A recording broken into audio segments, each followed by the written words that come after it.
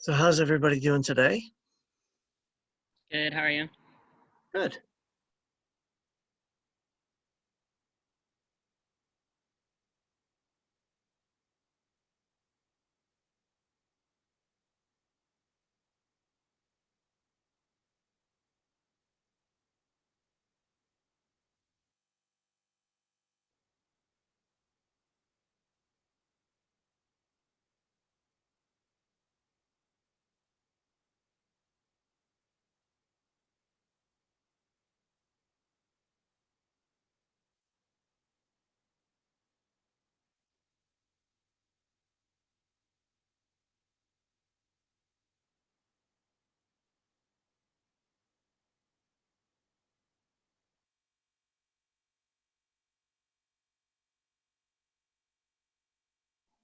I have a question that I can't find an answer to. Okay. If I have this right, so A positive can receive from A negative, not the other way around. Do I have that right? You have that right. Okay. Why is that? So I lost you guys. There you are. So if you have the positive sign, that means you have the Rh factor. Right? So that means your red blood cells have the Rh antigen on them. So if you're A positive, you have the A antigen and the Rh antigen sticking off of your blood cell. Somebody who is A negative, their blood cells only have the A antigen, they don't have the Rh antigen. So their body is going to, if it sees that Rh antigen, it's going to attack it, right? So if you're somebody who's A negative and you get a transfusion from somebody who's A positive, the problem is the blood cells have the Rh factor on them, and the person who's A negative, their immune system is not going to tolerate that. It's going to reject that or attack it. So it would be the same reaction if like A received a B? Mm-hmm. Yep. That's, Absolutely. I think, where I was confused because it didn't really specify if it was, an A can receive from A, but not from B, but it was never explaining if it was a negative or a positive.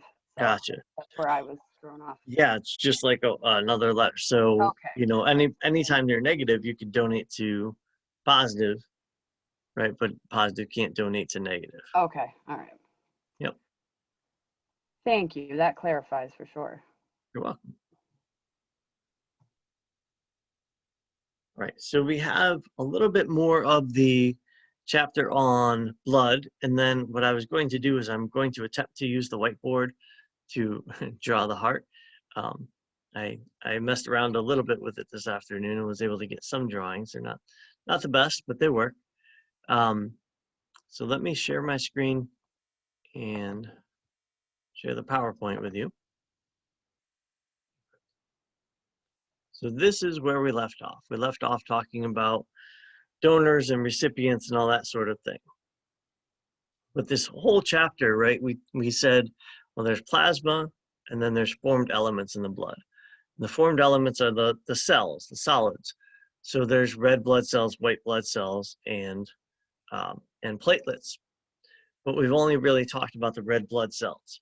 So we have to talk about white blood cells and platelets. So white blood cells are part of the formed elements.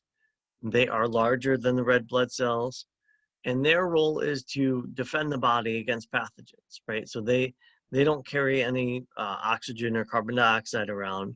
They are solely there to help defend your body. Some of them are more specialized to remove like toxins or wastes or cells that aren't working properly anymore. Others are more specialized to deal with things like bacteria, like specific invaders. They do contain the nucleus, they do contain organelles, whereas the red blood cell kicks all that stuff out, right? The red blood cell is just modified to carry the most oxygen possible. The white blood cells don't have hemoglobin, they're not carrying oxygen, like I said, but there's only about 5 to 10,000 per microliter of blood.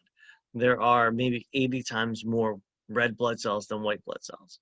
And when I showed you a a blood smear, a microscope slide of the blood yesterday, you could see all red blood cells. You couldn't even see any white blood cells on there. So it's very common to take a sample of blood and look at it under a microscope and only see 1 or 2 white blood cells. Most of what you'll see are red blood cells. They only circulate through the body for a very short portion of their lifespan, whereas the red blood cells last for about 120 days. Oftentimes the white blood cells don't last that long, with the exception of memory cells. Okay, and we'll talk about what those are in a little bit. Some of these blood cells can leave the bloodstream and travel through other tissues in the body. So some remain in those tissues outside the bloodstream. For instance, macrophages.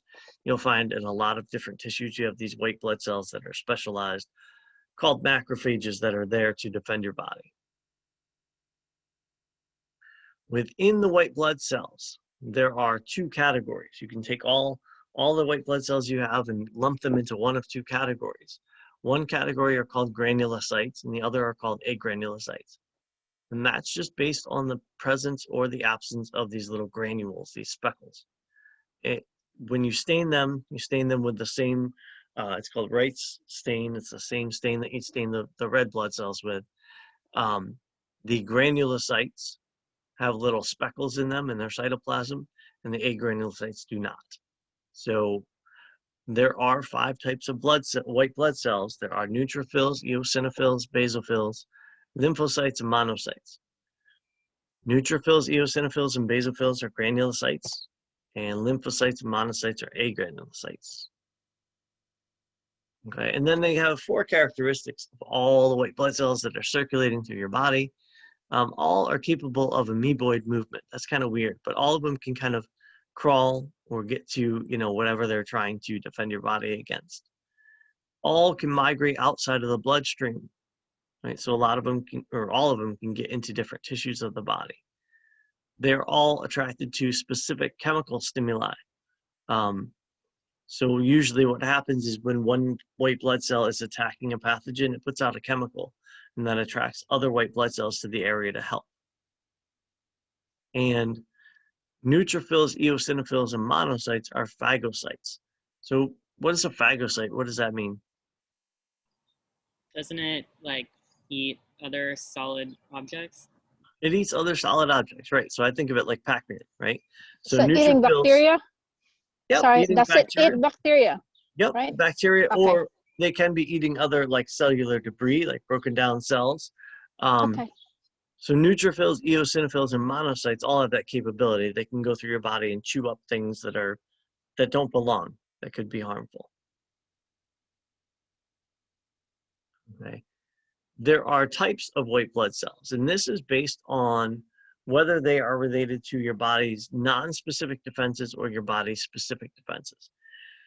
So when we talk about the immune system, we'll talk more about this, but you have a bunch of non-specific defenses in your body. It's kind of like the first and second line of defense. You have 3 lines of defense. The first and second line of defenses are non-specific. They're just trying to keep out things that are bad, right? And you have certain white blood cells that respond to a threat without identifying a specific pathogen. So they're not going after, the varicella virus. They're not going after one specific type of bacteria, just anything that doesn't belong. The exception to that are lymphocytes. Lymphocytes are very specific. If things get past that non-specific defense, then what we have as humans is a specific immune system. And that is where cells actually do go after one specific pathogen or one specific invader. So it could be influenza, it could be varicella, it could be, whatever that particular pathogen is. Those cells are lymphocytes. Lymphocytes are T cells and B cells. When you hear about T cells and B cells, those are lymphocytes. So those are responding to specific individual pathogens. Is it all the time, or only if the lymphocytes have seen that specific pathogen prior? I'm thinking of immunizations. Right, exactly. It's actually only when they, so the first time lymphocytes see a pathogen, a particular pathogen, it takes like a couple weeks to mount the defense because they have to clone cells and get an army ready and all that sort of thing. But part of what they do is they make these cells called memory cells that can stick around for years. Yeah. And the result of that is that if they see that pathogen a second time, they've already got an army ready to go. They've already made up all that stuff. So That's why it's get specific. a very quick defenses. response. Okay. So that's why vaccines work, right? That's why immunizations work, because you're basically you're exposing your lymphocytes that first time to something, right? So whatever that vaccine is, whatever's in that needle, it's going to ramp up your immune system. It's going to, in some cases, just kind of trick. It just looks exactly like something else. And it will cause your lymphocytes to build that army, to clone that army. And then the second time you see something, you'll already have that army ready to go to defend your body. That would also be like antibodies that are transferred through like breast milk. So so antibodies that are transferred through breast milk are going to defend your baby only while those antibodies are in your baby, so only for a couple of days. Oh, I And see. then Okay. they're not going to stimulate your baby's immune system to make those defenses. So you'd have to keep giving antibodies to that person. That's why, breastfeeding for the first few months of life is considered really important, because you can transfer those defenses to the baby. Yeah, I thought that it was for a lot longer. Like I mentioned yesterday, I had mono when I was younger, so then I was really sick with anything I came into contact with for years after. And I breastfed my kids, and I have a 17 and 19-year-old who have only been on antibiotic once in their life. So I was just like, well, that must be because I passed all sorts of stuff to them, but I guess that's not the case. So Nope, not necessarily. Nope. Oh, interesting. Okay, thanks. You're I have welcome. a question. Sure.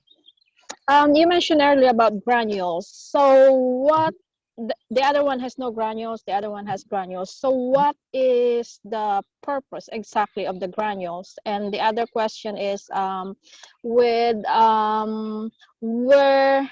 does, it's like when you have allergy, it's autoimmune, where does it stand? Is it lymphocytes or the other? So good questions. The granulocytes really don't have much bearing on what the cells do. It's just the way they stain. It's just the way they look under a microscope. And actually, the granulocytes, the way to tell the difference between the way these three look is just by the color of the granules. The basophils are really purple, and eosinophils are more of a reddish orange. So the granules really don't have any bearing on what the cells do. That's just what they look like. Which makes it easier to detect what type of cell it is. And then your other question about allergies. So allergies can involve more than one type of white blood cell. Usually you're talking about basophils when you're talking about like seasonal allergies and stuff, because they're releasing histamine. So one of the things when I said the white blood cells can release a chemical, right? When they're attacking something, they'll release a chemical that'll call over other white blood cells. One of those chemicals is histamine. And so what histamine does is it dilates your blood vessels, right? It makes your blood vessels open up more so that more white blood cells can rush to the area. And so the consequence of that is you get like a stuffy nose, right? You get a runny nose, that sort of thing, because of the histamines that are being released. So it's things like basophils are releasing histamines, which are calling over monocytes, right? They're saying, oh, okay, come here, there's something going on. But usually in the case of allergies, it's an overreaction. Your body is seeing something that is not harmful to you, but it thinks it is, right? Like some people, we almost all have allergies to pollen, but some people more with bee stings, or maybe with peanut allergies or something like that. The body is recognizing that as something that is dangerous and attacking it, and that's why you have an allergy to it. But it's not necessarily anything that is dangerous. All right, thank you. That's clearer now. Good, you're welcome. So of the white blood cells, neutrophils are the most common, right? So remember, red blood cells are still way more common than white. And you can see over here in the picture, there are many more red blood cells than white ones. But this is a neutrophil. They make up the majority of the circulating white blood cells, somewhere around 60% of them. They have a very dense nucleus with 2 to 5 lobes. So this dark purple kind of globular thing in the middle, that's the nucleus. And you can see this is, I don't know, I would say 5 lobes, 1, 2, 3, 4, 5. It is a granulocyte. It's got little granules in it, right? Little speckles. Neutrophils tend to be kind of a medium purple color. I say medium because you'll see that basophils are more purple. They are usually the first white blood cells to arrive at the injury site. So it's kind of, they're out there. There's a lot of them out there circulating through your body. They're looking for anything that looks incorrect, right? It could be bacteria. It could be, you know, any kind of cell debris, that sort of thing. They only have a lifespan of about 10 hours. Okay, so they don't circulate through your body for very long, but you're constantly making more of them.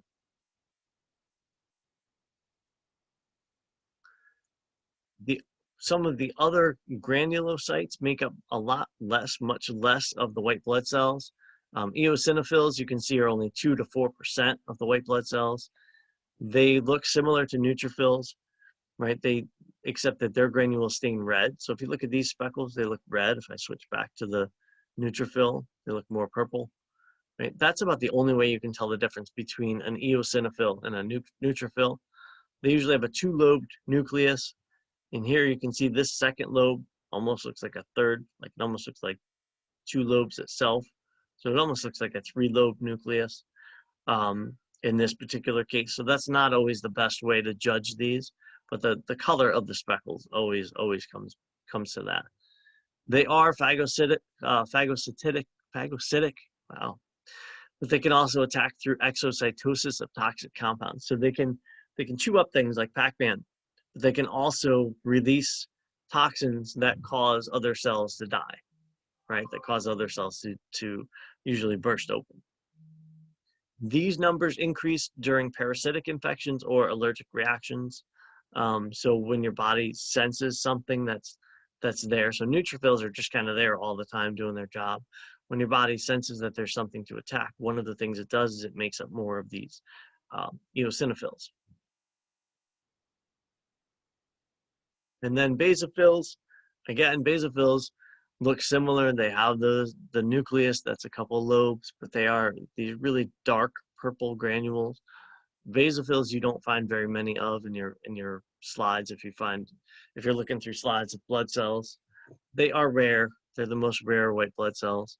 The granules again stain really deep purple or blue, and they migrate to injury sites and they release chemicals that draw over other white blood cells, and that prevent, like heparin prevents blood clotting, and histamine, which I talked about before, dilates your blood vessels. So by preventing the blood clotting and dilating your blood vessels, now there's more blood flow to that site. So you can get more blood cells to that site to try to fight off whatever's attacking your body. These tend to enhance inflammation. Again, they're releasing histamine, which causes more inflammation. Then we get to the agranulocytes. This is a monocyte. They are about twice the size of a typical red blood cell. So let me go back a little bit. They're a little bit bigger than some of the other white blood cells we've seen. This is considered an agranulocyte. This doesn't have granules in it. Now, to me, that's a little confusing too, because this kind of looks a little speckled, right? I mean, to me it does. If you look back at a neutrophil, it doesn't look that different to me, but they always have a really large oval or bean-shaped nucleus. So they don't talk about how many lobes it is. They just say it's kind of this oval shape or this bean shape. About 2 to 8% of your circulating white blood cells are monocytes. Monocytes are generally going to transform into macrophages and leave the bloodstream. They're going to migrate into tissues. So these are the cells that primarily get out of the bloodstream and go into places like the skin and the lungs and stuff like that, and they fight off different pathogens. And then the fifth type of white blood cell that we have, this is the different one. These are lymphocytes. Lymphocytes are really small, right? They're just a little bit bigger than the red blood cell. And their nucleus takes up almost the whole white blood cell. These are T cells and B cells. These are specific immunity. So this is when, you know, a virus or a bacterial infection gets past the other stuff that we have. You send out T cells or B cells that are specific to kill off, you know, varicella or to kill off the influenza or whatever it is. These are about 20 or 40% of your circulating white blood cells. Okay, so neutrophils are the most common, followed by lymphocytes, which are specific. They can migrate in and out of peripheral tissues. So a lot of times if you have an infection, you'll have these cells migrating in and out of the blood near that infection. And some can attack foreign cells and others secrete antibodies into circulation. So one of the cool things that we'll see when we talk about the immune system is that T cells can actually bind to a foreign cell, to a cell that's an invader, and they can attach to that cell and send enzymes into that cell to kill that cell, to cause it to burst. B cells don't do that. B cells secrete antibodies, and the antibodies bind to the pathogens, and that's how that pathway works. So that's what this last point is making here, is that lymphocytes can be T cells or B cells. That's really what it's saying. I have a question about those T cells and B cells. So when you get vaccinated, so is it B cells that affected by the antibodies or attached to antibodies? I don't know. It's both. So Both of them?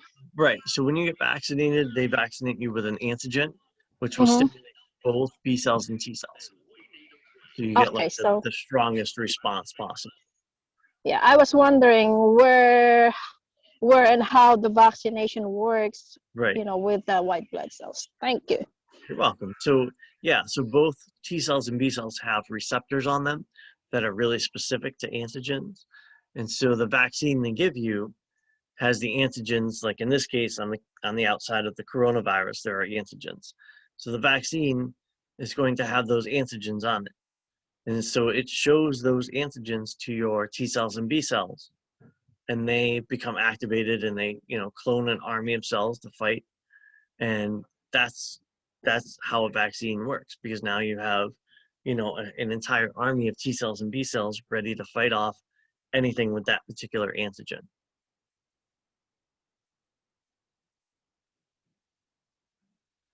The differential white blood cell count. So one of the things we talked about with red blood cells was they want to, you know, doctors want to count how many red blood cells you have, right? And make sure that you're getting enough, you have enough blood cells to carry oxygen to the different parts of your body.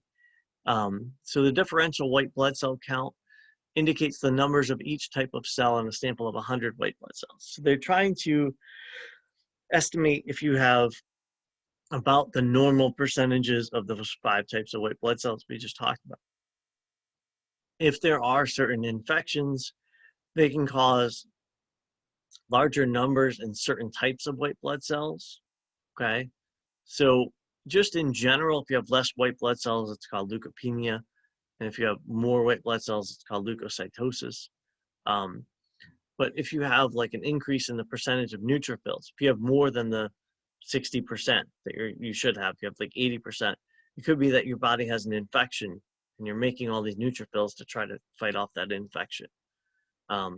So what doctors want to do is actually try to estimate the numbers of white blood cells that you have. So if you come in to a hospital and you're sick and they take blood to try to figure out what's going on, one of the things they'll do is this differential white blood cell count, because it can lead to some diagnosis, right? It can lead to, okay, well, what's making this person sick? How do they form? Well, they form in the same place that your red blood cells form, right? They form in the red bone marrow. You have these stem cells, and the only difference is that lymphoid stem cells can turn into lymphocytes, which are T cells and B cells, whereas the myeloid stem cells can turn into those other 4 types of white blood cells, We saw this yesterday on the chart that went through that. So within formed elements, we have red blood cells and white blood cells. The other thing that we didn't talk about, right, are platelets. Platelets are often called thrombocytes. Thrombocytes actually have a nucleus, right? And in non-mammalian vertebrates, things that are not mammals, they retain that nucleus. In humans, the platelets are fragments, right? So it's those thrombocytes, those megakaryocytes, those really big cells, break up into these little pieces called platelets. And they are involved in blood clotting. So they circulate for 9 to 12 days. There's a normal count of platelets. And again, a low count is called thrombocytopenia. High count is thrombocytosis. What they're involved in is called hemostasis. So don't confuse this with homeostasis. Hemostasis is blood clotting. So if your blood doesn't clot, right, if you bleed out, what happens? You lose a lot of blood. And there's a lot of blood, and there's no clotting, so the blood is thinner. Usually happens when someone is on a blood thinner.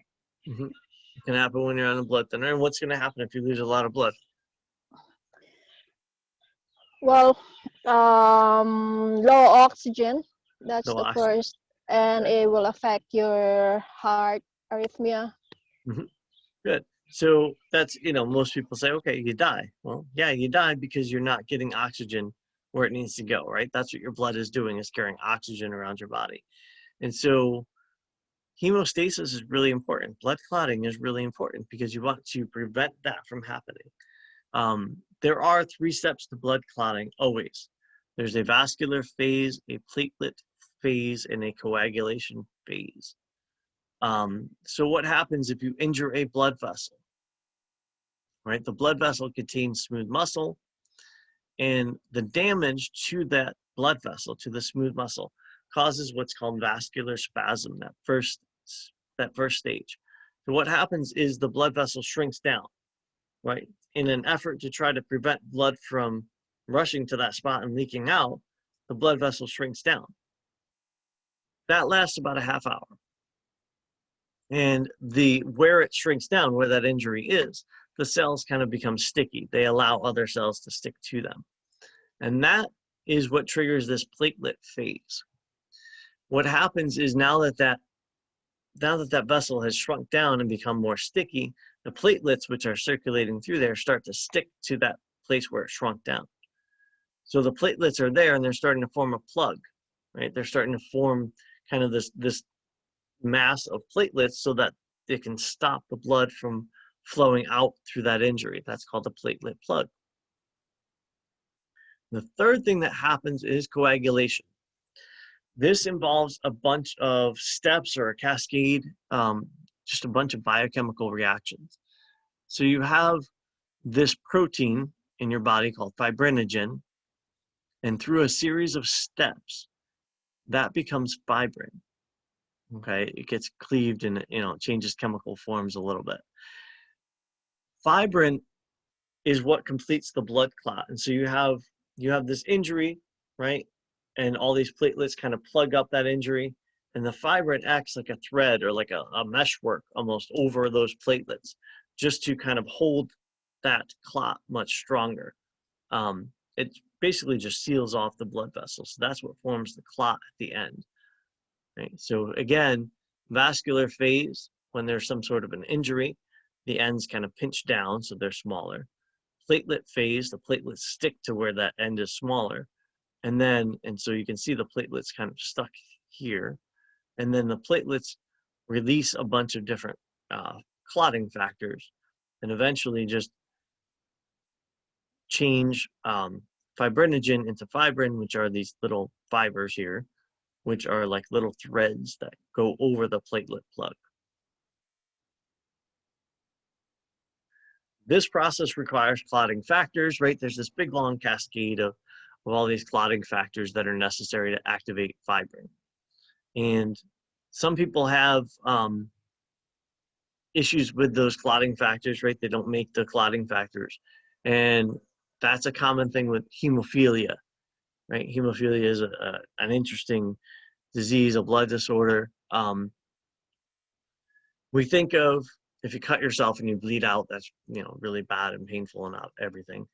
But think about every time you get a bruise, do you know what a bruise actually is? Blood under your skin. It's blood under your skin, yeah. So think about if you know, you're walking somewhere, you're walking across the room and you bump the night table right in your room and you get a bruise on your leg. Well, if you don't have clotting factors, you could be leaking blood into your body, right? It's people who have hemophilia have to worry much more about internal injuries more than anything else. Think about how many times throughout a day or throughout a week you bump some part of your body and you end up with a bruise. And somebody who's a hemophiliac, that blood might clot for them, so they might be leaking blood into a body cavity. Oftentimes people with hemophilia can't play any, you know, sports and things like that because the risk of injury is just too high and can't play like an organized sport.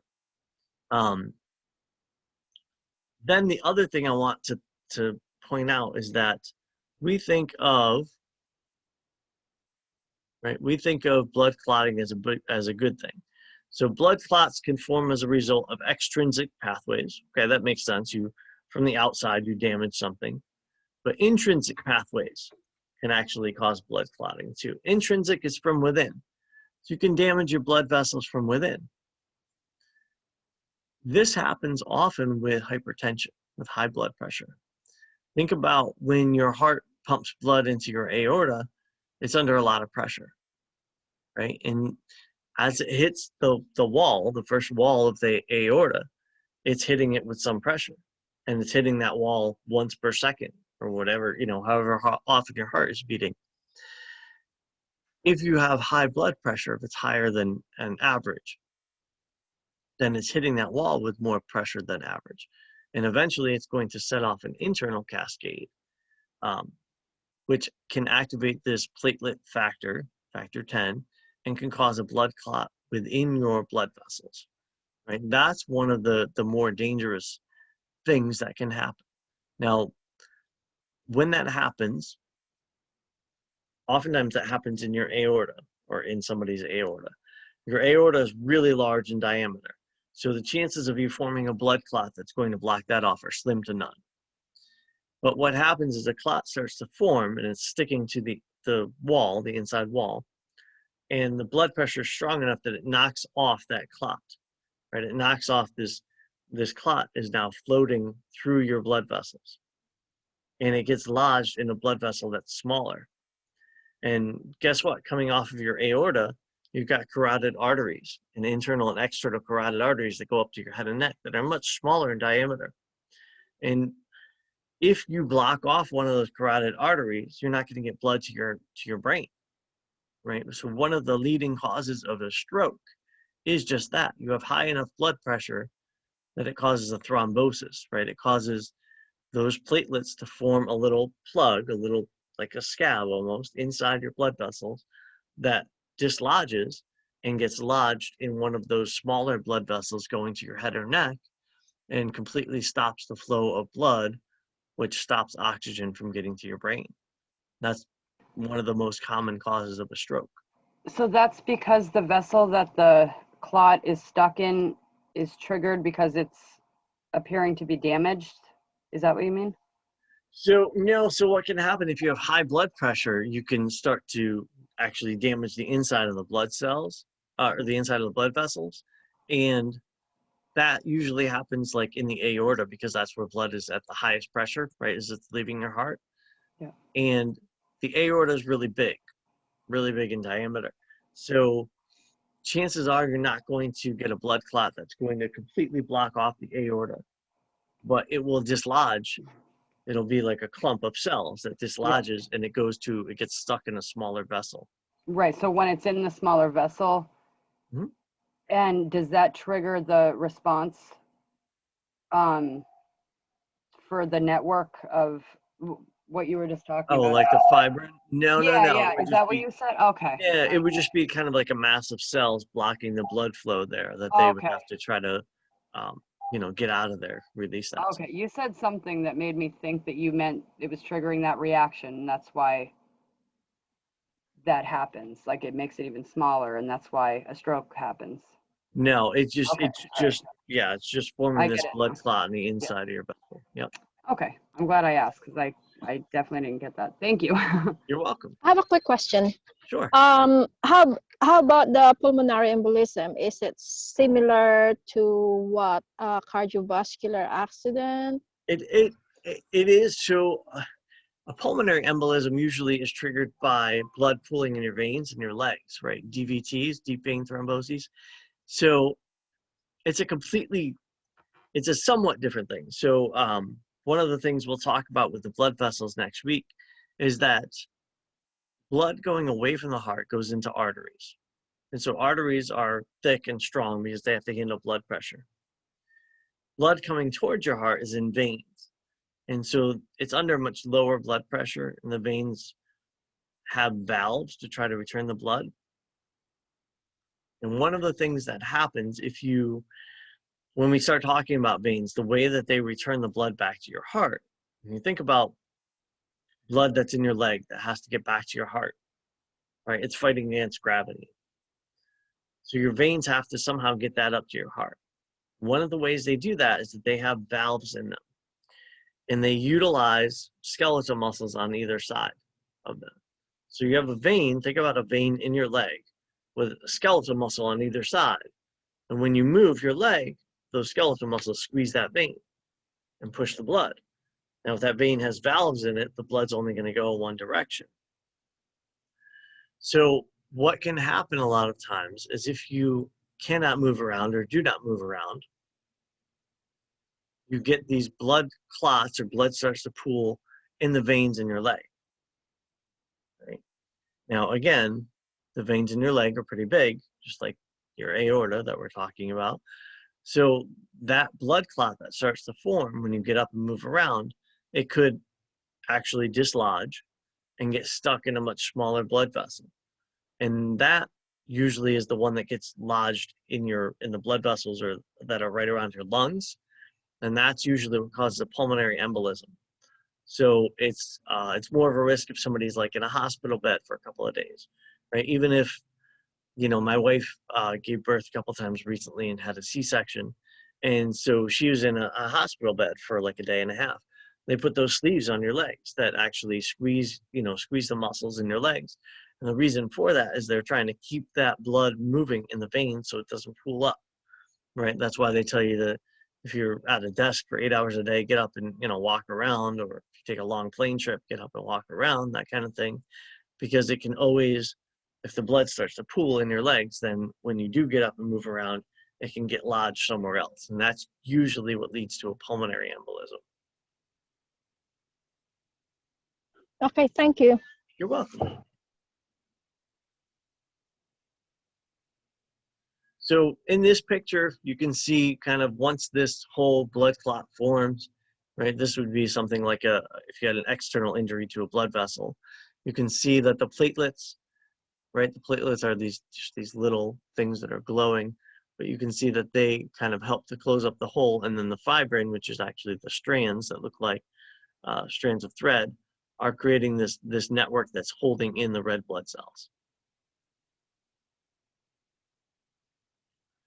All right, questions about any of that stuff? There was a question in the chat from someone earlier. Mm-hmm. Let's see if I can see that.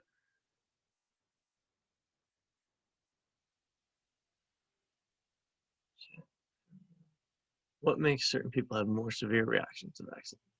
So one of the thoughts is that so the second time your body sees an antigen, the stronger the reaction will be. And so one of the thoughts is if you have a severe reaction to a vaccine, that you've been exposed to that antigen previously, maybe didn't even know it. And so now this vaccine is giving you the second exposure, and you're going to have an army ready to go in a very quick, severe reaction. That's most of the time, that's most of what's happening with a vaccine, is that it's just triggering the immune system. The immune system is usually what's making you feel sick. That's what gives you a fever, right? And that's what makes you feel, feel sick, feel run down. It's because your body's trying to fight off whatever that antigen is. So that's usually what makes people have more severe reactions. So it makes sense when I had the COVID-19 a year ago, exactly a year ago today. Mhm. And then January, I went for the first shot of Pfizer, and it made me really, really sick. So technically, that was equivalent to my second shot. Right. That's what they're saying.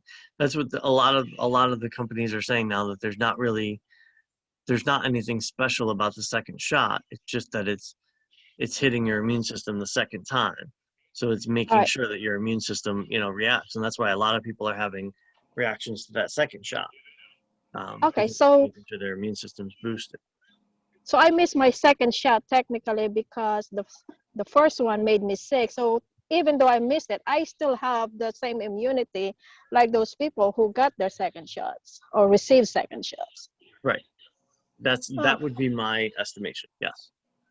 that's When my kids were younger, I always noticed that they didn't react to their first shots, but their boosters they did. So that Yep. makes sense. Yeah. Yep. And that's exactly, that's what a booster is doing. It's just triggering that immune system. Yep. All right, good. So what I want to do now is try this whiteboard function, and you guys are going to laugh at my drawings, but we're going to go with it. I'm going to try this whiteboard function.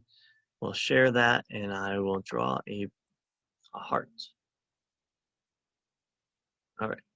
So we've been talking about the blood. Now we have to start talking about the heart, right? And start talking about the blood flow through the heart. And so for that, I'm going to try to attempt to draw on here. Now, here is, oh,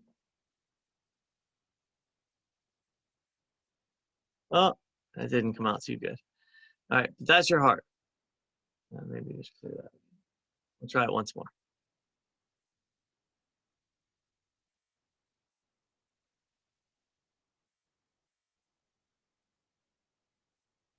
So it actually does look like a heart.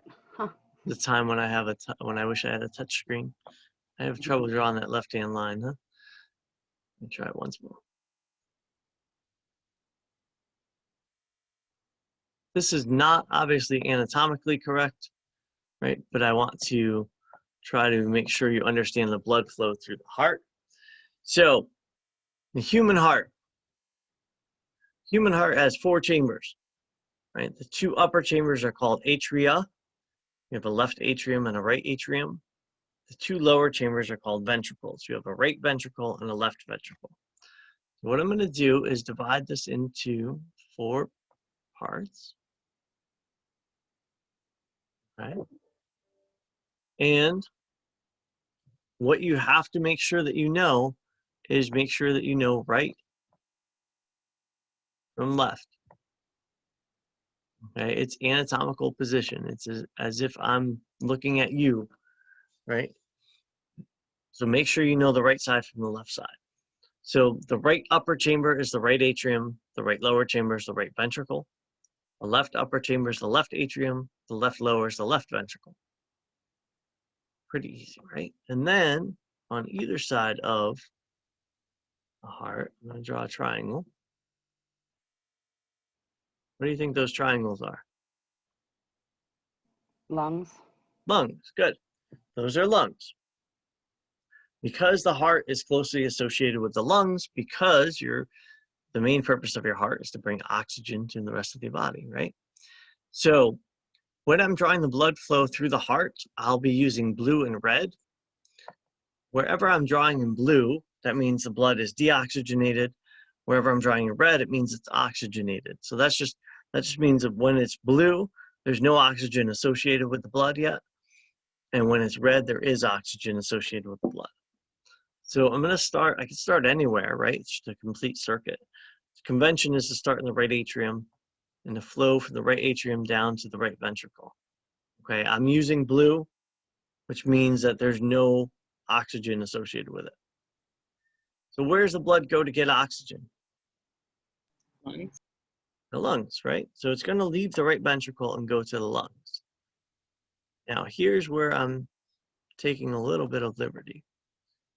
It leaves the right ventricle, but it would kind of come out of the computer towards you in 3D. Okay, so it doesn't leave down, pointing down towards your feet, but it actually leaves coming out of the computer towards you. And it splits and goes to your lungs. Okay. In the lungs, it picks up oxygen. Right? So it's going to come back to the heart. We're going to draw it coming back to the heart as red. And it comes back into the left atrium. Okay, and from the left atrium, it flows to the left ventricle. Now, from the left ventricle, it leaves the heart. Again, I'm drawing this line going down towards your feet. In reality, it leaves kind of at the middle of the heart. It would come in 3 dimensions. It would come towards you, and then it goes up towards your head, and it makes an arch, and it wraps down behind your heart and goes down towards your feet. Okay, but instead of drawing all these curly cues and stuff, we'll just stick with that. So at that point, when it leaves the left atrium, when it leaves the left ventricle, it's going to the body. It's carrying oxygenated blood to your body. So it branches into smaller and smaller arteries, capillaries, right? And it brings blood everywhere from your head to your toes. And that blood is carrying oxygen, and that blood gives up oxygen to all those tissues. So now we have to get more oxygen again. So we have to get back to the heart. We'll circle back into the right atrium. And we'll use blue to do that because there's no oxygen associated with it. So it has to go back to the right atrium of the heart and start all over again. Okay. There are a few things to point out. We want to name those blood vessels. Now, when you're naming blood vessels, you have the choice of artery or vein. Arteries always carry blood away from the heart. 100% of the time, you'll never go wrong with that. So remember, artery and away both start with A. Veins always go toward the heart. Okay. So now if I go back and I start at the right atrium to the right ventricle, this blood vessel that's leaving the right ventricle, is that an artery or a vein? An artery. That's an artery. Good. Those are called the pulmonary arteries. Pulmonary means lungs, right? Means respiration. So you have a right and a left pulmonary artery. Then we have 2 blood vessels that come back from the lungs to the heart. So those blood vessels are carrying blood towards the heart. Are those arteries or veins? Veins. Those are veins. Those are pulmonary veins, right? So no big secret. Pulmonary arteries, pulmonary veins. Then the pulmonary veins dump into the left ventricle, travels from the left ventricle to the left atrium to the left ventricle, leaves the left ventricle through this vessel. Is this vessel down here that I've drawn down here, is that an artery or vein? Artery. It's Artery. artery, aorta. The aorta, the largest artery in the body is the aorta. And like I said, it comes out of the heart towards you and it kind of circles up towards the head, makes an arch. It comes down behind the heart to go down towards your feet. There are all these branches off the aorta, literally hundreds of branches off the aorta that are bringing oxygenated blood all over your body. And once the blood gives up oxygen, it has to flow back into vessels, back into one large vessel. This is a vein because it's going back towards the heart. So it has to send the blood back to the heart to pick up oxygen again. That vein is named with 2 words. It's called the vena cava. Okay, and you actually have 2 of them. You have one that's bringing blood from below the heart. That's called the inferior vena cava. One that brings blood from above the heart. That's called the superior vena cava. And you start all over again. One last thing that I want to add to this drawing. In this whole mess, you have valves. And valves are there to prevent backflow. In other words, a valve prevents blood from flowing backwards. When blood flows from one chamber to another, a valve slaps shut so that it doesn't flow backwards. You have 4 of them in the heart. 2 of them are called atrioventricular valves. And so from the name atrioventricular valves, what do you know? Where are those valves? What are they between? In the atrium? Between the atrium and the ventricle, right? They're atrioventricular valves. So you have one on the right side of the heart between the right atrium and the right ventricle, so that when blood flows into the right ventricle, it slaps shut so it can't flow back into the right atrium.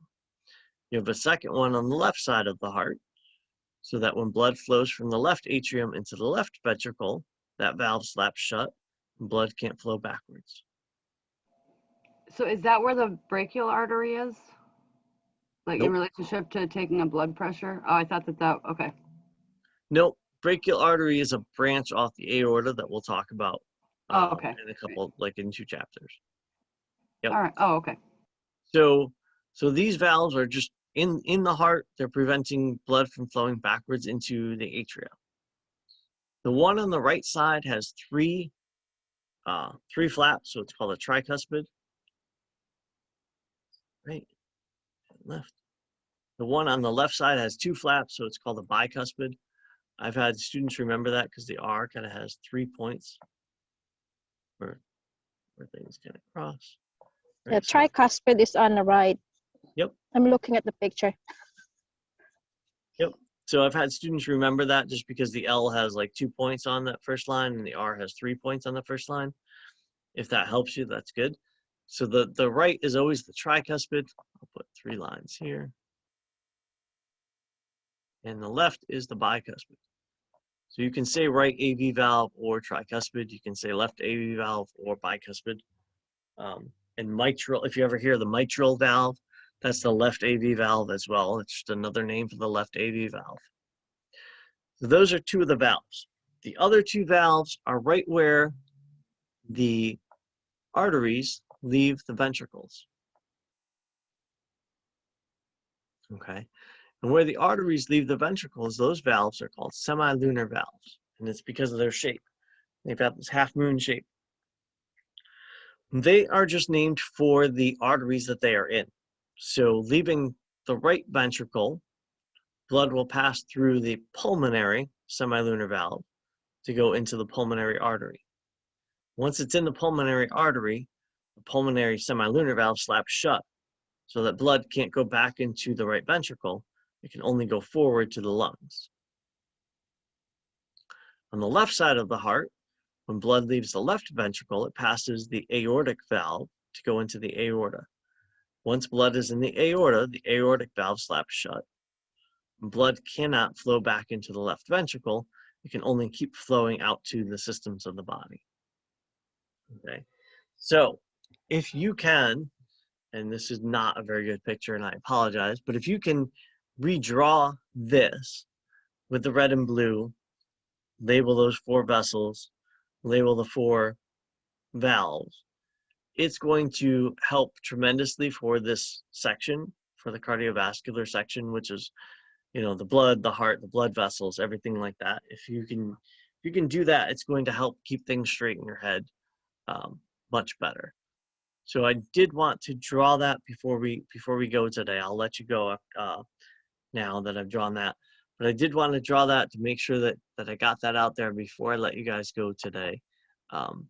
So are there any questions before I let you guys go?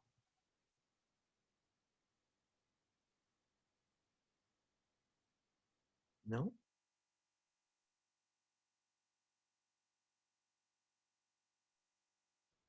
All right. Well, I will let you guys go. If there are any questions, go ahead and email me and I will talk to you guys next.